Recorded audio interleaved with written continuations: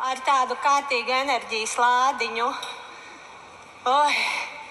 Es jūtu šeit to enerģiju. Bet, par nopietnām lietām, par dzīvi.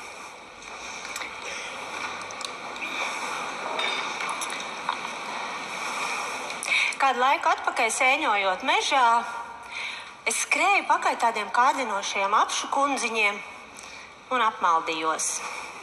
Man līdzi bija mana mazā krustmeita, kura tās klusiņām steverēja līdzi, un tad vienā brīdī viņa man pavaicāja: Unīt, vai mēs izdzīvosim?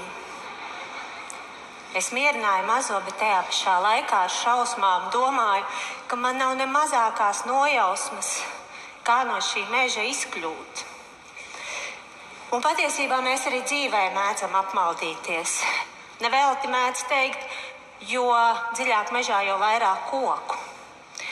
Iedomājamies sevi šajā tumšajā meža biezoknī, kad lai tu uz kuru pusi gribētu iet, visur ir strupceļš. Kādas sajūtas tevi pārņemtu? Bailes, bezspēcība, tāda nolemtība. Es šādās sajūtās nodzīvoju vairāk kā 10 savus dzīves gadus. Un man zemākais kritiens bija kritiens vārda vistiešākajā nozīmē ar sevi pret asfaltu, samiksējot alkoholu ar antidepresantiem. Iemesls tam bija līdzatkarīgas attiecības. Kad tu dzīvo otra cilvēka dzīvi, kad tu esi atkarīga no otra cilvēka garstāvokļa, no viņa ieradumiem, īpaši jau sliktajiem. Es atceros tās garās naktu stundas, kad es sēdēju uz loga palodzes, gaidot, kad mans vīrs pārnāks mājās pēc kārtējās dēkas. Tu tā nespēji dzīvot, bet tu nespēji arī aiziet. Tā vietā es atriebos, pati uzsāku dēku. Es domāju, ka tas palīdzēs. Un vispār es cerēju, ka viss atrisināsies pats no sevis. Tajā pašā laikā sāka brukt arī mana karjera. Es biju aizgājis no darba Latvijas televīzijā, man ievēlēja radio un televīzijas padomē. Tur bija vien pāris reizes nedēļā jātiekās, un man bija daudz brīvā laika. Bet es šo laiku neizmantoju, lai augtu un attīstītos. Es šo laiku izmantoju, lai sevi grautu. Es metos iekšā ballīšu virpulī. Tur ir ļoti jautri. Alkohols bija brīnišķīga anestēzija visām manām problēmām. Vispār ne par ko nebija jādomā. Es ļoti, ļoti kopu savu ārieni, bet tajā pašā laikā es nespēju pieņemt sevi un savu ķermeni. Es svēru kādus 50 kilogramus, bet pamanījos aizdoties pie plastikas ķirurga, lai viņš man atsūta celulītu. Ārsts bija ļoti izbrīnīts un aizsūtīja man mājās. Jo zemāka bija mana pašapziņa, jo es lielāku vērību piegriezu ārienei. Es atceros, bija tāda epizode. Es braucu savā smalkajā Porsche kabrioletā, tā nevērīgi uz blakus sēdētāja sola uzmetusi smalko Louis Vuitton somu, plīvojiet blondajiem, pieaudzētajiem matiem, vizinos pa pilsētu un nesaprotu, kāpēc cilvēks manī skatās. Kas ar mani nav kārtībā? Pirmā doma tāda. Pēc tam, pareizi. Es taču pirms pāris dienām mašīnai uzsitu disku, tur tāda neliela tāda buktīte. Viņi visi skatās uz mani ar nosodījumu, ka es varu braukt ar tādu riepu, tieši tik augsta. Pēdiņās bija mana pašapziņa. Tā es savā tādā sevis iestudētā teātra izrādē kādu laiku turpināju dzīvot un izlikos, ka viss ir pilnīgā kārtībā. Līdz es uzzināju, ka manam vīram ir dēka ar manu tā laika draudzeni. Anonīmas mīļākās es laikam spēju pieņemt, bet šo gan ne. Pie tam tur jau viss sāka palikt nopietni. Un vienu dienu, atgriežoties mājās, es redzēju, ka vīrs bija noņēmis laulības gredzenu, uzlicis to uz komodes. Es sabruku. Es zvanīju savai draudzenei, kurai vīrs bija ārsts, un viņa man iekārtoja Vaiva rehabilitācijas klīnikā.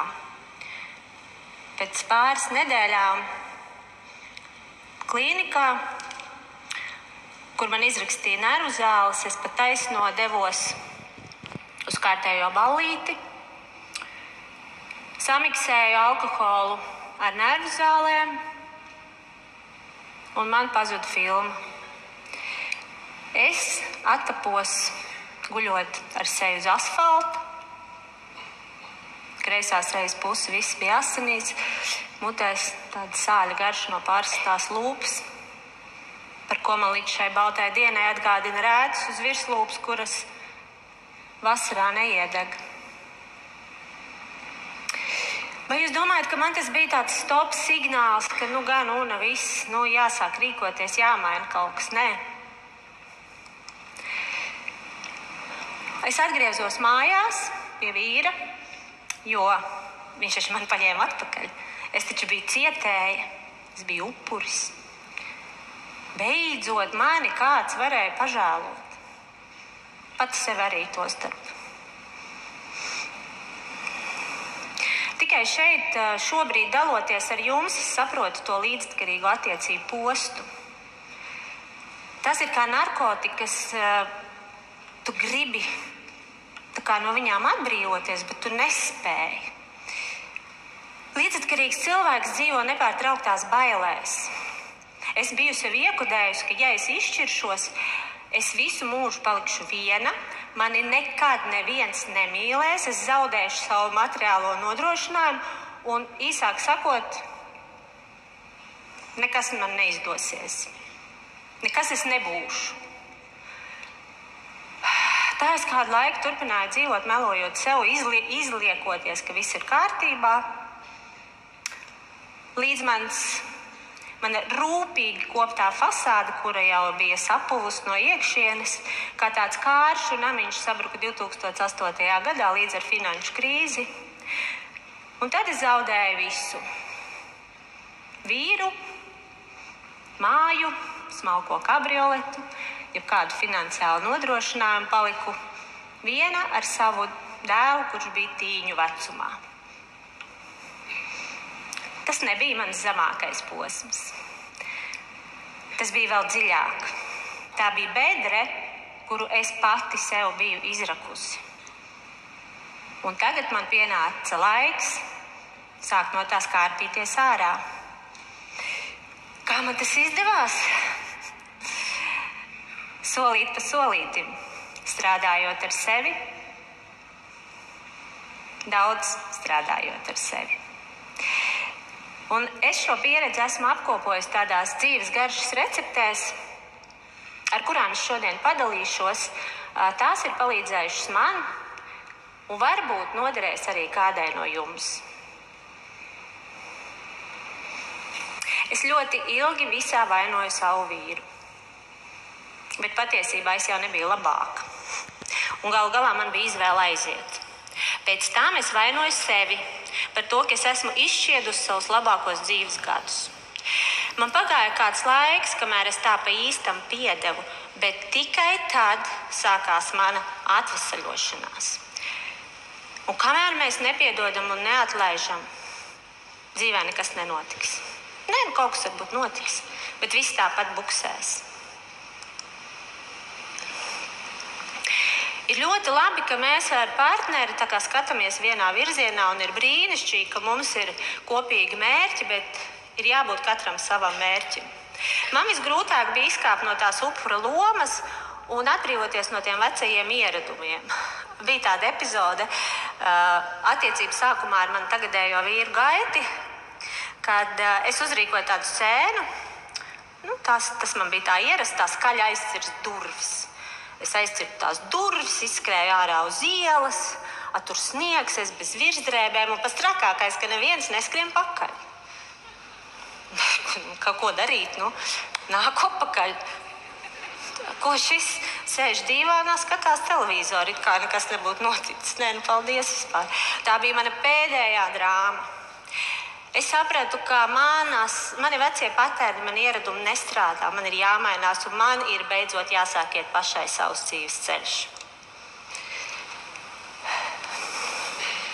Tad, kad mēs esam pārmaiņu posmā, ir ļoti svarīgi nodefinēt to savu jauno es un viņu tā kā nodalīt no tā vecā.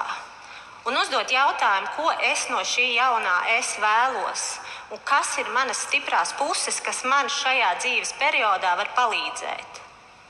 Es atgriezos žurnālistikā, es to mācēju. Un man šis darbs vienmēr ir ļoti paticis, un es beidzot uz darbu atkal gāju ar prieku. Tajā laikā es dzīvoju pie krustmātes, bet es ļoti gribēju savu vietu. Īsti nevarēju atļauties, bet noriskēju un noīrēju savu dzīvokli. Un jūs ziniet, tiklīdz es to izdarīju, man atnāca darba piedāvājums no Briseles ar milzīgu algu. Un kopš tā laika es saprotu, ka tiklīdz tu spērsi pirmo soli, tiklīdz tu sāksi rīkoties, tā dzīve tev piedāvās iespējas. Ticiet man, pārbaudīt uz savas ādas. Kad sieviete paliek viena, tas viņai ir brīnišķīgs laiks, lai izmēģinātu kaut ko jaunu. Drīkst arī kļūdīties. Jo no kļūdām jau mēs tiešām mācāmies, un patiesībā kļūdas ir tās, kuras parāda, vai man tas vispār patiesībā ir vajadzīgs. Eksperimentēt drīkst arī ar vīriešiem.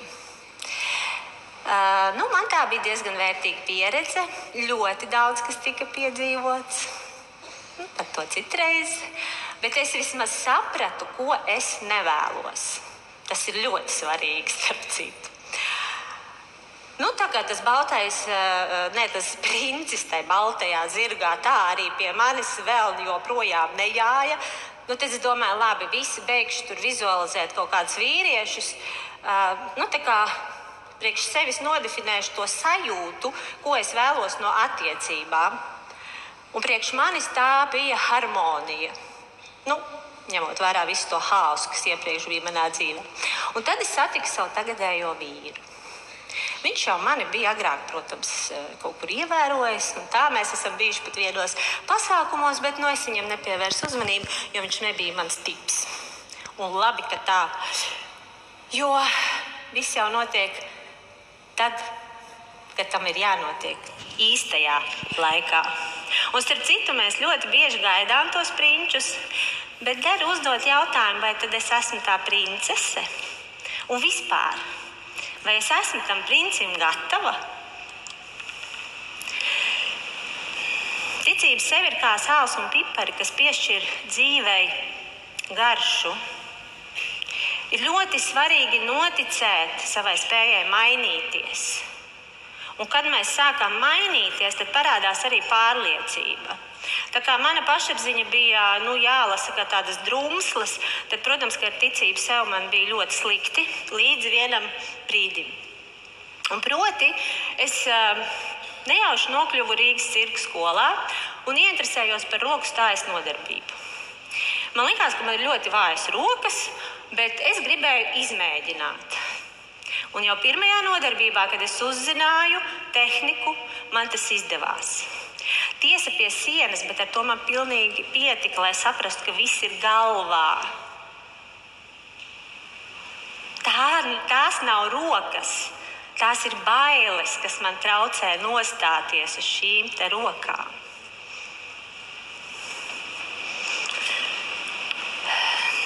Mums ļoti gribās visu kontrolēt, visu paredzēt, bet, diemžēl, tas nav iespējams. Mani nomierina teiciens, ka viss notiks, kā tam ir jānotiek. Visas lietas sākas, ir un beidzas. Un ja mēs to apzināmies, ka visam reiz pienāks beigas, tad mums ir lielāka iespēja izbaudīt to, kas mums ir šobrīd. Izbaudīt, ļauties un pateikties par to, kas mums ir. Ļaušanās vispār ir kā tāda piektā dzīves garša, umami. To ir neiespējami nodefinēt, bet tieši tā padara mūsu dzīvi unikālu. Jūs ziniet, es no tā meža toreiz atradu izeju, un es esmu izlauzusies arī no sava dzīves biezokņa. Es apprecējos īsi pirms savas 50. dzimšanas dienas. Mēdī toreiz rakstīja, paspēja apprecēties līdz 50.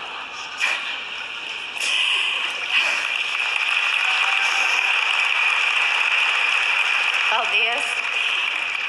Jā, un man neviena no tām bailēm, par kuras runāju iepriekš, nav piepildījusies. Man ir mīlošs vīrs, man apkārt ir brīnišķīgi cilvēki. Es beidzot varu pateikt, ka es sevi mīlu, un man ir ārkārtīgi liels prieks būt šeit šodien kopā ar jums un dalīties. Un mans novēlējums ir vienmēr atcerēties, ka nekad nav par vēlu sākt, nekad nav par vēlu mainīties, lai sāktu dzīvot tādu dzīvi, kādu mēs vēlamies. Jo mēs esam izdzīvotājs, vai ne? Un mēs taču izdzīvosim. Paldies! Paldies!